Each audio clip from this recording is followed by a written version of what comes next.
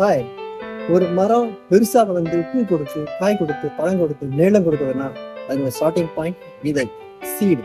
அந்த பேர்ல இருக்க இந்த யூடியூப் சேனல் பிரம்மாண்டம் வளர்ன்ற ஆசையோட டிஎன்என் பகிர்ந்து செம்ம ஜாலி. சென்னையின் லேண்ட்மார்க்குகள் மயிலாப்பூர் கபாலீஸ்வரர் கோவில், மெரினா பீச், உழைப்பாளர் சிலை, அண்ணா நகர் டவர், சினிமாவில் ஹீரோ சென்னை வந்தாச்சுன்னு காட்டப்படும் central railway station, Napier beach, LIC என பல இருந்தாலும் நீரின்றி அமையாது உலகு என்று சொன்னவருக்கு ஏரியின் மேல் கட்டப்பட்டுள்ள இந்த வள்ளுவர் கோட்டமும் பிரசித்தி பெற்றதுதான். சுமார் 48 வருஷங்களுக்கு முன்பாக கட்டப்பட்ட இந்த இடத்தை தற்போது கலர்ஃபுல்லாகவும் விசாலமாக இடம் விட்டும் புதுப்பிக்கப்பட்டு இருப்பதை பார்க்கும்போது மனதிற்கு ஜாலிதான்.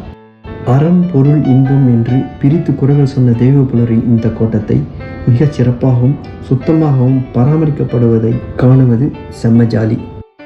குடும்பங்களாக, காதலர்களாக, ஓட்டோவிற்காக, பொழுதுபோக்கிற்காக இங்கு வரும் பலரையும் குழல் இனிது யாழ் இனிது என்றவர் வண்ண வெளிச்சத்தில் அமர்ந்தபடி பார்த்து கொண்டிருக்கிறார்.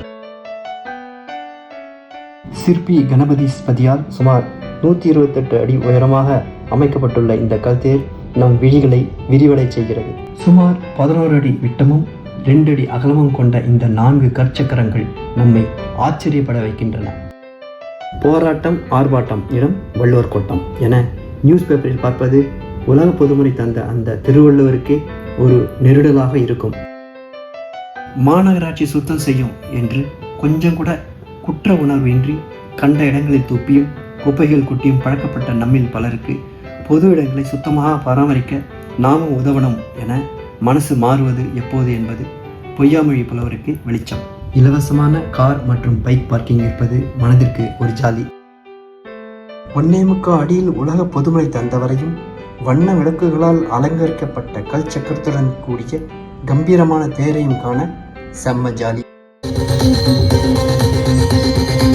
கலர்ஃபுல் வாட்டர் ஃபவுண்டன் நிகழ்ச்சி பார்வையாளர்களுக்கு பரவச ஜாலி. வள்ளுவர் கோட்டத்தை வந்து பார்த்தால் உங்களுக்கும் செம்ம ஜாலி.